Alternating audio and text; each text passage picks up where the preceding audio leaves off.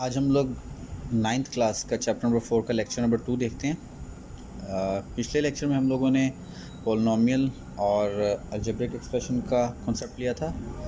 यहाँ पे हम लोग पॉलिनॉमियल को थोड़ा सा और आगे बढ़ाएंगे। हमने लास्ट टाइम बात की थी कि पॉलिनॉमियल जो है वो आपके पास डिफरेंट अलजेब्रिक जो टर्म्स होती हैं उनको इकट्ठा करके लिखने से बनती है, जैसे कि 5x4 + 3x 2 + 7x - 4। यहाँ पे हमें एक चीज़ जो है वो जहन में रखनी है, जो हम जल्दी से देख सकते हैं। किसी भी एक्सप्रेशन को देखने के बाद कह सकते हैं कि क्या ये एक्सप्रेशन पॉलिनॉमियल है या नहीं है।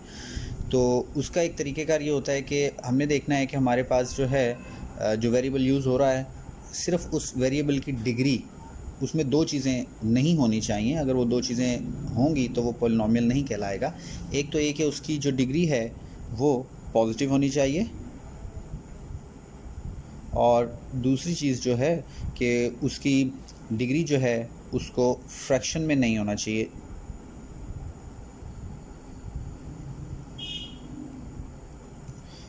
जैसा कि यहाँ पे आप देख रहे हैं कि इसकी डिग्री पॉजिटिव है, ठीक है, और इसकी जो डिग्री है आपके पास वेरिएबल की वो फ्रैक्शन में नहीं है। फ्रैक्शन से मुराद मेरी यहाँ पर p/q की फॉर्म है। फॉर एग्ज़ाम्पल वो 1.5 ना हो, या आपके पास जो है ऐसे p/q की फॉर्म में ना हो, जस्ट लाइक उसकी वैल्यू जो है वो 1.5 या 3/2 या 5/7 इस तरह से ना हो आपके पास। तो यहाँ पे इसकी मैं एग्जांपल ले लेता हूँ कि ये दो वैल्यूज़ जो हैं ये आपके पास पॉलिनॉमियल नहीं है। फॉर एग्जांपल मैं लिखता हूँ 4x2 + 7x 1/2 + 3। तो ये आपके पास एक पॉलिनॉमियल नहीं होगा, क्योंकि यहाँ पर आपके पास जो वेरिएबल है उसकी डिग्री 1/2 हो चुकी है।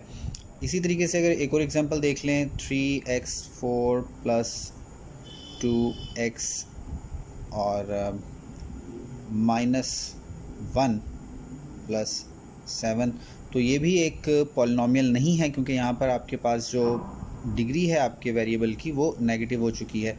तो ये पहचान है कि एक तो नेगेटिव ना हो और दूसरा जो है वो फ्रैक्शन में ना हो, तो ये आपके पास पॉलिनॉमियल नहीं होंगे अगर ये दो चीज़ें आ जाती हैं।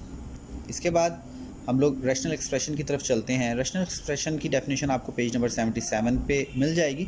ये पूरी डेफिनेशन यहाँ पे लिखी भी है, आप यहाँ से भी नोट कर सकते हैं, बुक में से भी पढ़ सकते हैं। कहता है the quotient p/q of two polynomials p of x and q of x is non-zero polynomial is called a rational expression। इसको हम कुछ इस तरह से समझते हैं कि आपके पास कोई भी दो पॉलिनॉमियल्स जब क्वोटिएंट की फॉर्म में या फ्रैक्शन की फॉर्म में p/q की फॉर्म में आ जाएंगे तो वो रैशनल एक्सप्रेशन कहलाएगी। फॉर एग्जांपल मेरे पास एक पॉलिनॉमियल है p of x 2x3 + 4x2 - 3, और एक पॉलिनॉमियल है, हम इसको नाम कोई और भी दे सकते हैं। जैसे आपने देखा कि यहाँ पर p of x था, मैंने इसको q of x कह दिया।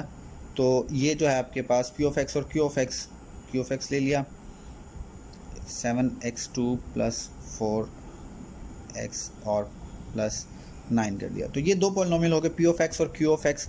अब जब मैं इनको p/q की फॉर्म में, p of x और q of x की फॉर्म में लिखूँगा, 2x³ + 4x² - 3 divided by 7x² + 4x + 9, तो मेरे पास ये एक रैशनल एक्सप्रेशन बन जाएगी। और डेफिनेशन में भी यही बताया गया है कि आपके पास रैशनल एक्सप्रेशन क्या होती है। तो ये एक रैशनल एक्सप्रेशन है जब मेरे पास दो पॉलिनॉमियल आ जाएंगे। तो अब यहाँ पर एक और बात ध्यान में रखनी है कि अगर आपके पास फ्रैक्शन के अंदर कोई एक वैल्यू तो आपके पास पॉलिनॉमियल हो और दूसरी वैल्यू पॉलिनॉमियल ना हो, इसकी एक एग्जांपल देख लेते हैं।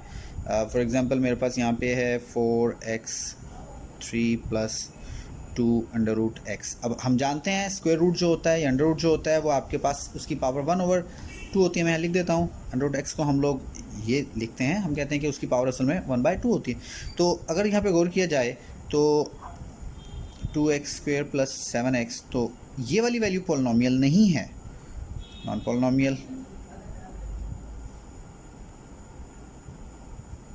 अलबत्ता ये आपके पास जो है पॉलिनॉमियल है। ऐसी सूरत में ये एक्सप्रेशन रैशनल एक्सप्रेशन नहीं होगी। क्योंकि इसलिए नहीं होगी क्योंकि यहाँ पर एक पॉलिनॉमियल नहीं है और एक पॉलिनॉमियल है, दोनों का पॉलिनॉमियल होना लाजमी है। दोनों में से एक या दोनों अगर पॉलिनॉमियल ना हो तो ये आपके पास जो है रैशनल एक्सप्रेशन नहीं कहलाएगी। एक और इसका कॉन्सेप्ट है, यहाँ पे ध्यान में रखिएगा, पॉलिनॉमियल का अगर किसी वजह से कांस्टेंट पे अंडर रूट आ जाता है, मैं एक वैल्यू लिख रहा हूँ यहाँ पे, एक पॉलिनॉमियल लिख रहा हूँ, for example P of x है मेरे पास 7x³ plus under root 2x, तो ये एक पॉलिनॉमियल है। इसलिए पॉलिनॉमियल है कि यहाँ पर जो आपके पास स्क्वायर रूट आ रहा है या जो पावर डिग्री है वो आपके पास वेरिएबल की नहीं है, वो तो एक कांस्टेंट के जो है वो कांस्टेंट अंडर रूट के अंदर आ रहा है, उससे रैशनल एक्सप्रेशन या पॉलिनॉमियल पे कोई फ़र्क नहीं पड़ता। तो ऐसे क्वेश्चन जिसके अंदर किसी कांस्टेंट के ऊपर अंडर रूट है सिर्फ, तो वो पॉलिनॉमियल के कॉन्सेप्ट से, मतलब उसके अंदर ये हमने कॉन्सेप्ट लेना है कि उसका पॉलिनॉमियल के ऊपर कोई इफेक्ट नहीं पड़ता और वो पॉलिनॉमियल ही रहेगा अगर आपके पास जो कोई भी वेरिएबल है उसकी डिग्री अगर फ्रैक्शन के अंदर ना आए तो।